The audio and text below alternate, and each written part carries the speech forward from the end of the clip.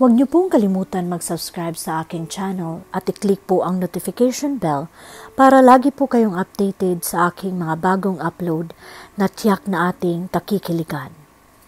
You don't expect me to sleep in that old bench, Joanna. Wika nito na tila nahuhulaan ang iniisip niya. Pagod ako sa maghapong pagmamaneho.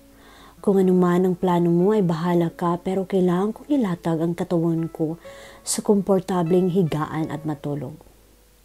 I am paying you to do a job. She snapped. You can at least, bilang empleyado ko, na ipaubaya sa akin ang kama at sa lapag ka matulog. Napakalinis naman ang sahig kong tutusin. Umangat ang kilay nito. Joanne, darling, ulitin ko ang sinabi mo sa akin nang nasa Puerto Galera tayo. Magsisimula sa araw na ito ang buhay mo bilang milyonaryo. Wala akong alam na milyonaryong natutulog sa matigas na sahig. Umangat ang katawan nito sa kama at sinilip ang sahig. Gaano man iyon kalinis. Nakakalokong, sabi nito. Wala sa loob na lumapit siya rito. Nakapimewang at niyuko ito. No, I have no wish of sharing this bed with you. You can sleep on the floor. O di kaya ay sa sitting room, mahaba ang naroong sulihiya. And if I don't, hamon ito. Parang batang lumapit ang mga kamay niya sa braso nito upang hilahin ito pababa ng kama. Subalit ni hindi niya ito natinag at sa halip ay umangat ang mga kamay ni Ram at dumako sa bewang niya at siya ang hinila nito pahiga. She screamed. Subalit mabilis na natakpan nito ang bibig niya. She tried to struggle free. Tumigil ka, suway nito. Ano sa palagay mo ang iniisip nila kung narinig nila ang tili mo? He asked huskily. His face inches away from her. His breathing fanned her face. His hard body pinning hers. Nararamdaman niya ang init ng dibdib nito sa ilalim ng mga palad niya. Sa kabila ng lahat ay may kung anong masarap na kilabot siyang nararamdaman. Nang tumigil siya sa pagpalagay, unti-unting inalis ni Ram ang kamay nito sa bibig niya. You bastard, she hissed. Kahit kailan, bastos ka. Palibhasa, she stopped in mid-sentence. What she saw in his face silenced the childish insults hovering in her lips. Hindi to ang casual fisherman na nais kumita ng kaunting salapi. Iyan ang natitiyak niya. At ngayon ay natanto na ang pagtatagumpay ng plano niya ay nakasalalay rito. Niliwanag ko sa iyo na strictly business lang ang kasunduang ito. Haniya sa kawalan ng masasabi. So you did. Seryoso nitong sagot. Pero lumabis ang pagtitiwala mo. Anong ibig mong sabihin? Alam mo kung anong ibig kong sabihin. Tulad ngayon. Hindi maaring hindi tayo magkasama sa isang silid at isang higaan sa susunod na 2 linggo.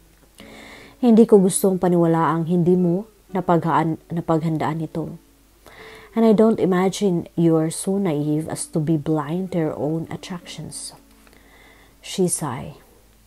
I hate to admit it. Pero totoong hindi pumasok sa isip ko na maaari tayong magkasama sa isang silid sa loob ng 2 linggo. Ibinalik niya ang mga mata rito. At gusto mo namang samantalahin ang pagkakataon by trying to make a pass at me? Lumayo ito sa kanya at inukupa ang kabilang dulo ng malaking kama. Oh, I'd love to. Sangayon ito. Pero may tamang panahon para diyan. Pansamantala, get yourself ready to bed. You've trusted me this far, ituloy mo na. Matabang nitong sabi. Wala pa akong natatandaang namilit ako ng babae sa buong buhay ko. Pagkasabi niyon, ay dumapo ito sa kama at sa wari ay nakahanda na sa pagtulog. There's the bench in the sitting room that would pass as a makeshift bed. Hindi ngayong gabi, Joanna, he murmured in his pillow. Inaantok na ako para pag-isipan ang sleeping arrangement natin. I'm too tired to sleep in an uncomfortable wooden bench. Hindi na siya nakipag-argumento. Tinitigan ang likod nito bago dahan-dahan siyang bumangon at nagtungo sa banyo. Bigla siyang nakadama ng kalituhan. Sino ang lalaking ito? Nagkamali ba siya ng pagdadala rito sa villa? Hindi niya alam kung paano siya nakatulog nakatabi si Ram, but she did sleep.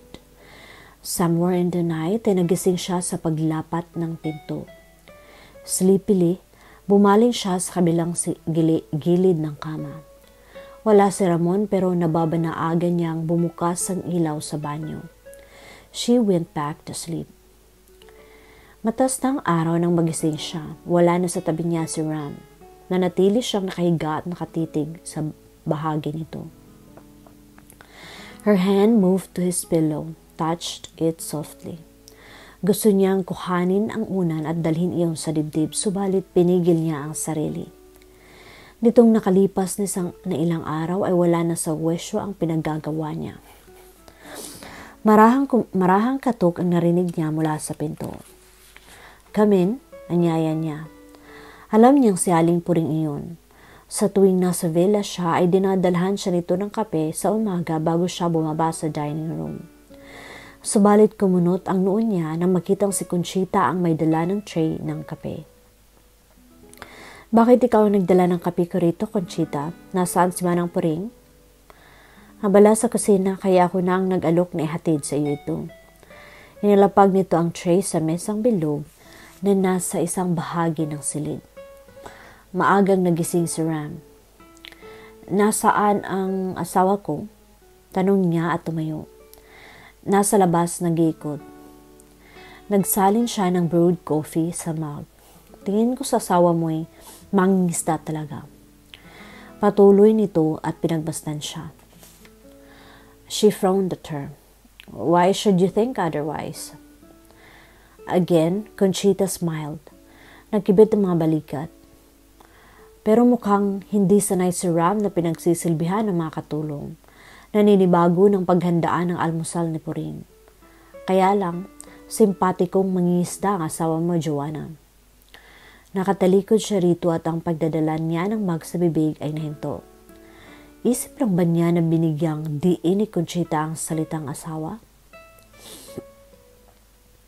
Itinuloy niya ang paghigop sa kape at pagkatapos ay hinarap ito. Nasa labas na rin ba ng silid niya ang lolo? Tulog pa, masyadong na-excite sa pangyayari kahapon. Huwag kang mag-alala, ginagawa ko ang lahat para sa kanya. Mukhang wala kang balak na iwan ang lolo, ano? Diretso ang tining na ibinigay nito sa kanya. Kailangan niya ako, Joanna. Wala ka pa rito ay nagsisilbi na ako kay Senyor Serafin. At kapag umalis kayo at bumalik sa Mindoro, tulad ng gustong mangyari ni Ram ay lalong kailangan ako ng matanda. Paano mong natiyak na babalik kami ng Mindoro? Makahulugan ngumiti ito. Sinabi ng asawa mo kagabi, hindi ba? At natitiyak kung hindi ang uri ni Ram ang kayang manipulahin ng lolo mo. Kung hindi man. She shrugged. I'm sure may mahalagang dahilan na kailangan na ninyong umalis. Pagkasabi niyo ay tumalikod na ito at lumabas ng silid. Ilang segundo nang wala si Conchita ay iniisipan niya ang huli nitong sinabi. Naghihinala ba ito? Pero imposible yon. She couldn't remember giving herself away since their arrival yesterday. Pero tama ito. Makalipas ang 2 linggo ay alis na sila ni Ram at babalik sa Mindoro. Tapos na ang usapan nila. Paano na? I'll handle one problem at a time, she said worriedly. Pinangalahati ang laman ng mug at pumasok sa banyo para maligo. Lumabas siya ng silid. It was a beautiful morning.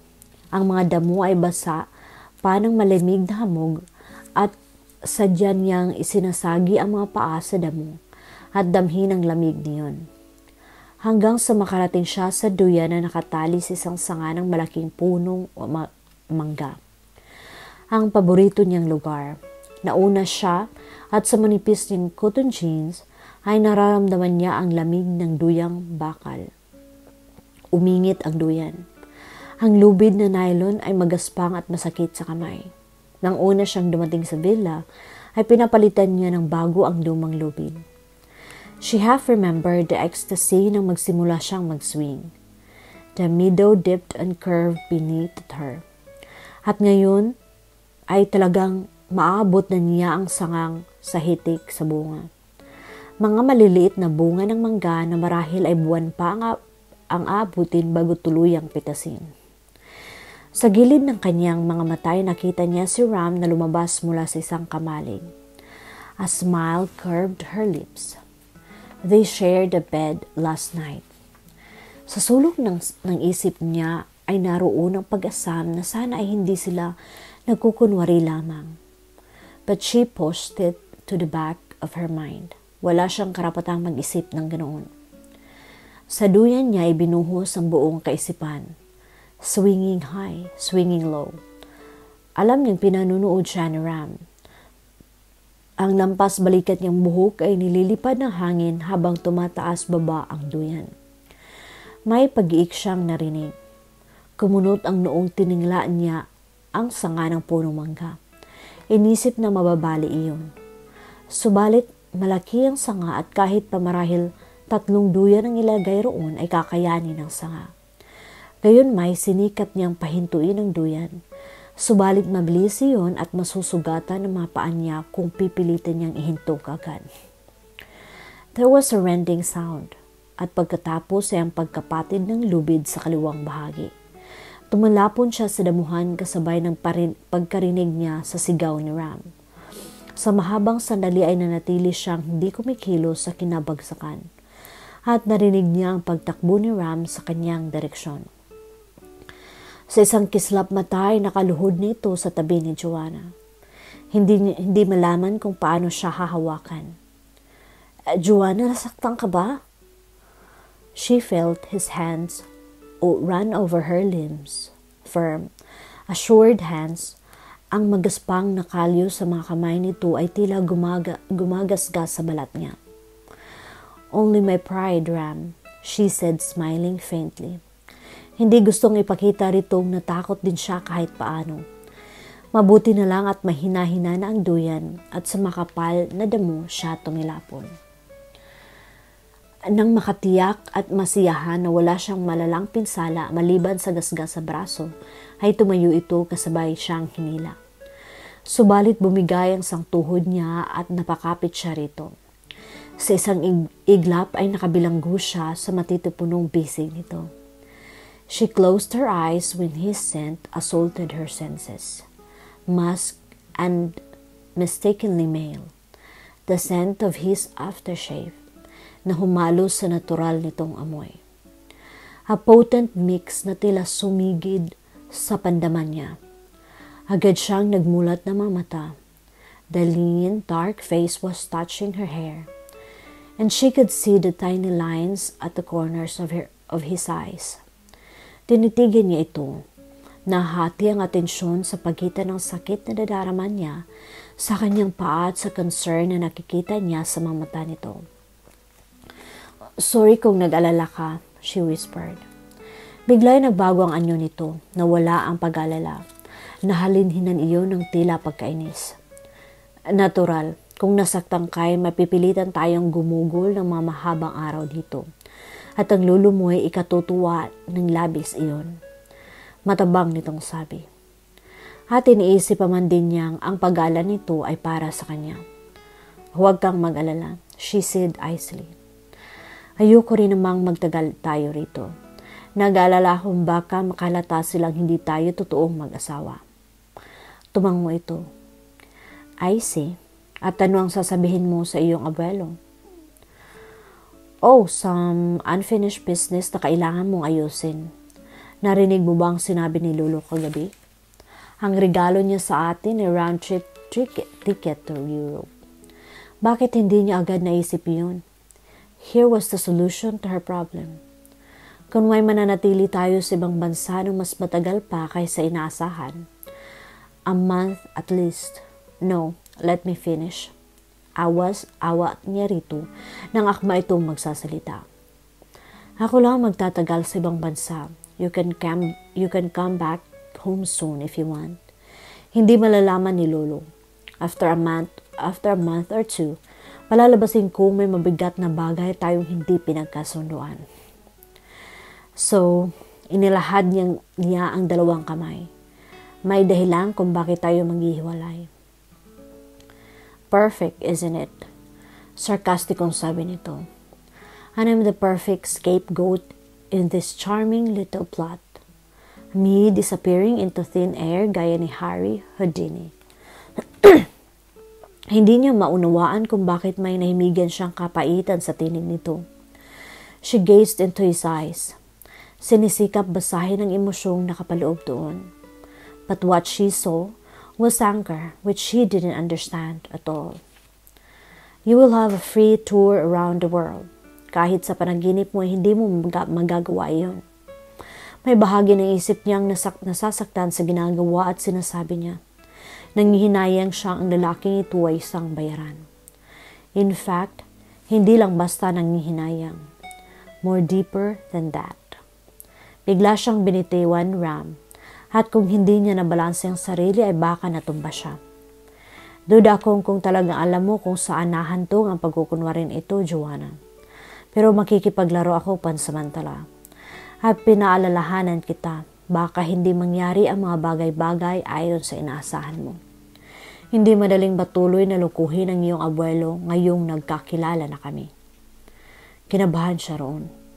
Hindi mo ibig sabihin na ipagtatapat mo sa lolo ang pinagkasunduan natin. Isang malalim na paghinga ang ginawa nito at maras din iyong pinakawalan. Tulad ng sinabi mo ko, I'll play your game for now. Pero hindi ko may pangangakong kaya kong konsentihin ang kalukuhan mo. Why? You're a spoiled brat. Walang iniisip kundi ang sarili. Her eyes widened and said defensively, That's not true. Hindi mo ba nakikita ang katunayan ng mga sinabi ko sa iyo? Hindi ba't nagkakilala kayo ni Julio? May higit na mabuting paraan kaysa sa ginagawa mong ito, Joanna, he said wearily. Then looked at her. Tumaas ang kamay nito patungo sa ulo niya at sinuklay ng mga daliri ang buhok niya. Mula sa malayo ay isang masuyong gesture iyon. Ayusin mo ang sarili mo at may nakatingin sa atin. Si Manang Puring. Tayo na at baka gising na ang lolo mo. Gusto niyang magalit dito pero hinayaan niyang alalayan siya nito pabalik sa bahay dahil bukod sa nakatingin si Manang Puring ay totoong nasaktan ang paa niya. Hindi sumalo sa agahan si Don Serafin at nagpahatid na lang ng pagkain sa silid nito. Hindi matiyak ni Joanna kung kailan nagsimulang makasalo nila sa hapagkainan si Conchita. At hindi madali para sa kanya nakasalo ito. At hindi rin niya alam kung saan ito kumuha ng autoridad na maupo sa kabilang dulo ng mesa. Prim and proper ang dating, tila Donya. Si Julio naman ay pasulyap-sulyap lang habang tahimik na kumakain. Maaga kang nagising, Ram, ani Conchita looking up at him under her lashes. Sanay akong pumalaot sa dagat nang hindi pa sumisikat ang araw, Conchita. Wika nito smiling at her. Sa loob ng nakalipas ng mahabang panahon ay hindi ko nasilayan ang dagat, Ram. Perhaps one of these days, maaari mo kong anyayahan sa inyo. Wika nito at pagkatapos ay nagtaas ng paningin kay Joanna na parabang noon lang nito naalala ang presensya niya. Of course, kung papayag si Joanna na makapagbakasyon ako sa Mindoro. Walang dahilan para hindi siya pumayag. Ani Ram, bahagya ng nilingon si Joanna na tumaas ang dibdib sa inis. Ilang taong ka nang nagtatrabaho rito, Conchita? She fluttered her eyelashes when she met his eyes. Almost 4 years, narito na ako ng kupkupin ni Senyor Serafin, si Joanna. I see. So totally unexpected ang pagdating ni Joanna para maging mistress ng villa. Napalunok ang nurse. Sandaling sinulyapan si Julio bago sumagot. Hindi naman. Of course, karapatan niya iyon bilang apo ni Senyor Serafin. Sa loob ng 19 na taon ay hindi inaasahan ng Don na makakasama pa niya ang sino mang miyembro ng pamilya niya na inabando na siya. Joanna would have reacted angrily, but Ram's eyes held warning. Nagpupuyos niyang binalingan ang pagkain. Subalit hindi naman maaring itanggi ng senyor ang kanyang apo, patuloy ni Conchita. Pero nagiba ang sitwasyon ngayong nag-asawa na siya. Joanna could swear na binigyan nito ng emphasis ang salitang nag-asawa. Meaning, Ram queried. Hindi na maasahan pa ng senyor na manatili si Joanna rito. I mean, kayo. Tumango-tango si Ram. At handa kang maging mistress ng villa sa aming pag-alis. Yun ba ang ibig mong sabihin? Handa akong manatili rito hanggang kailangan ako ng aking pasyente. Maingat itong tugon at sumulyap kay Julio na tila walang pakialam sa takbo ng usapan. Mabilis na lumipas ang mga araw. Ang mga araw ay naging linggo. And already, Ram had become part of the familiar background. Tila buong pusong tinanggap ng abuelo ang pag-asawa niya, which was rather odd ayon sa pagkakilala niya sa ugali nito. She hated the idea na ganoon kabilis na huli ni Ram ang loob nito. Kung sa bagay, hindi rin niya masisisi ang abuelo, kahit siya'y magaan ang loob rito. He could be exceptionally charming and nice kung gugustuhin ito. Isang araw ay niyayaan niya itong libutin ang malaking lupain sa paligid ng villa sakay ng 4-wheel drive pickup ng lolo niya. Ipinakita niya rito ang napabayaan ng dating taniman ng mais at iba pang crops. Gayon din ang tiwangwang na lupaing dating pinapastulan ng mga baka. Hindi na kaya ni lolo na asikasuhin pa ang lahat ng ituan niya. Matanda na siya at mahina. Ang panahon niya ay hanggang sa pag-asikaso na lang ng palaisdaan. Iyon man ay may tagapamahala. Ang lahat ng ito. Inalahad niya ang dalawang kamay at inikot ng tingin ang kapaligiran. Ay akin. Dahil ako ang tagapagmana ni lolo. Hihimukin ko si lolo na pagkagastahan ang tiwangwang na lupang ito. Magiging productive na muli ang bahaging ito ng lupa. And I'll be the new master. Then I'll be happy and complete. At iyon lang naman ang dapat. He looked amused. You really are a spoiled brat. Kuminto nito, half smiling. Bagamat nasa makisig na mukha ang di pagsang-ayon. Tumingala siya rito. Talaga bang sa tingin mo ay isa akong spoiled brat, Ram? Mahalaga ba kung ano man ang iniisip ko sa iyo? Yes, I think so. His dark eyebrows rose in surprise. Out of character, he replied with a slight drawl. Señorita Joanna de Vere cares little for any man, lalo sa isang pobreng estranghero na binayaran para sa kanyang convenience. Ikaw, pobre? Umangat ang kilay niya. No, I don't think so. Gusto ko nga magduda kung tama nga ba ang pagkakilala ko sa iyo. My darling Joanna, hindi mo ako kilala. He grinned with irritating mockery. Tumingala siya at tinitigan ito. Isa ka nga bang ampon? Tumingin si Ram, and there was a hint of provocation in his suddenly lazy eyes. Cinderella's counterpart, wika nito smiling. Pero hindi katulad ni Cinderella, ang umampun sa akin ay masalapi, a rich and eccentric old woman. Mabilis niyang kinontra iyon. No, I don't believe you. You're making that up. So okay sa lahat ng mangingista, ikaw ang articulate. Sabi mo nga dahil nakapag-aral ka, pinag-aral ka ng umampun sa iyo, at mahusay kang magdala ng damit. I give you that. But many people are, kahit mahirap. Pero kung mayaman ang umampun sa iyo, di mayaman ka na rin. But you're not.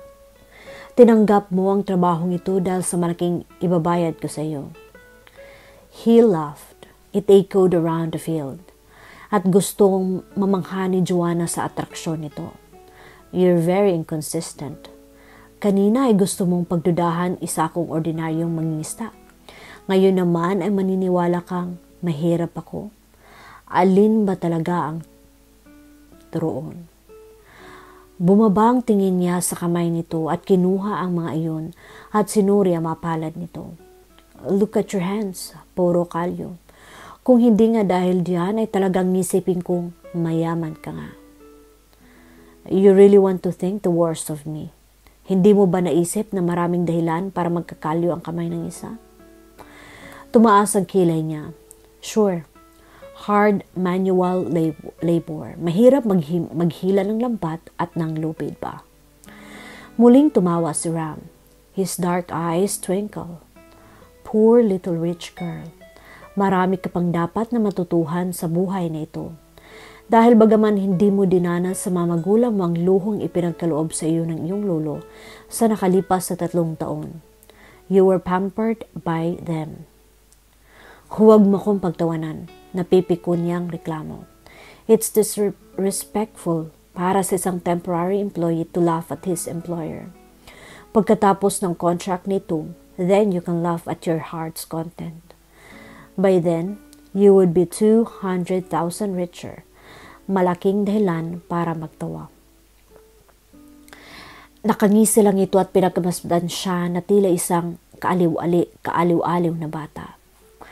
Humugot siya ng isang mahabang paghinga at sa kaunti-unting pinakawalan iyon. Kapag kuway muling nilinga ito. What do you think of Julio?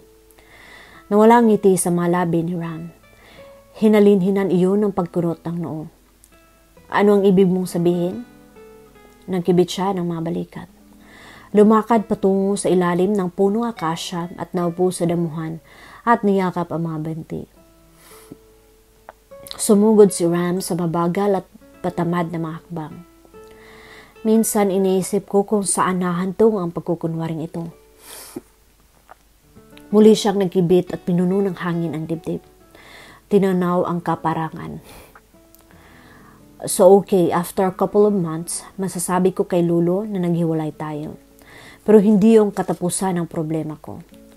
My grandfather wouldn't stop unless I remarry and gave him his great-grandchildren. I was just thinking that he might marry me off to Julio para lang magkapo. A muscle in his jaw flexed. And she sighed again. I don't know. At least he's a good-looking. At iniisip mong pakasal sa kanya matapos mong sabihin sa lulo mong naghiwalay tayo? The savagery in his voice surprised her. Tumingla siya rito. May nakiraang galit sa mga mata nito. Kung sa ibang pagkakataon na isipin niyang nagsiselos ito. But that was far-fetched. I can't allow Conchita to inherit the villa, she said vehemently. All my childhood days, walang ginawa si Mama kundi ang ikwento sa akin ang kasaysayan ng kanyang angkan. Ang mga ninunong unang nanirahan sa bahay na iyon. Joanna, she cut him off. You're wrong if you think I'm selfish and greedy, Ram. Depensa niya sa sarili. Alam kong kailangan ni Lolo ng makasama sa panahon ng katandaan. Sa huling mga taon ng buhay niya. I know I cannot give him that. Pero hindi ko gusto si Conchita. It's simply pure dislike and nothing else. Had it been somebody else, her voice trailed, baka sakali. Huwag kang parang bata. Sa ginagawa mo'y sarili mo ang pinahihirapan mo. Sa palagay ko'y hindi siya kilala ng abuelo mo kaysa sa iyo. At mas mahabang panahong ipinagsama nila kaysa sa iyo. Mahinahong sabi nito, if your grandfather wants to marry her, let him be. Your grandfather's not stupid to give away your inheritance. Sana'y totoo na lang ang mag-asawa tayo, she said impulsively. Kapag kuwa'y natilihan sandali. Pagkatapos ay napatingala rito. Kumislap ang mga mata sa ideyang biglang naisip. Why not? She said thoughtfully. Wala kang asawa at wala kang girlfriend. Bakit hindi tayo totoong magpakasal, Ram? Yumuko si Ram at inabot ang braso niya at marahas siyang itinayo. Alam mo ba ang pinagsasabi mo? Gusto niyang kabahan sa galit sa mga mata nito. Subalit, nilakasan niya ang loob at sinabi ang nasa isip. Nang sabihin ni Lolo na ipakakasal ako kay Julio, sinabi niyang bibigyan niya ito ng ₱250,000. I am offering you that to you. Gemio, he hissed. Gusto kong pilipitin ang leeg mo at lagyan ng kaunting matinong pag-iisip iyang utak mo. Ikaw hindi matalino kung tatanggihan mo ang inaalok ko. She raised her chin defiantly. Oh God, pulalas nito. Tumaas baba ang dibdib sa pagpipigil ng galit. Sa tingin mo talaga ay kaya mong bilhin ng salapi ang lahat, kahit ang kaligayahan? Ano ang pinagkaibo mo sa iyong abuelo? He said harshly.